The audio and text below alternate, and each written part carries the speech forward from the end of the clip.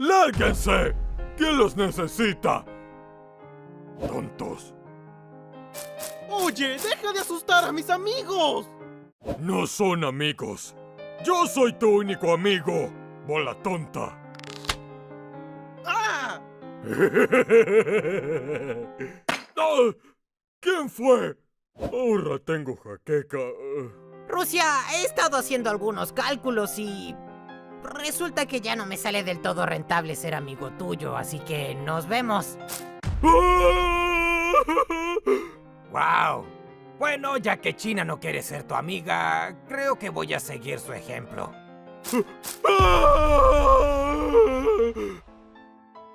Escucha, mis amigos y yo hemos estado pensando mucho y decidimos que todos tenemos nuestra propia cultura, así que queremos independencia.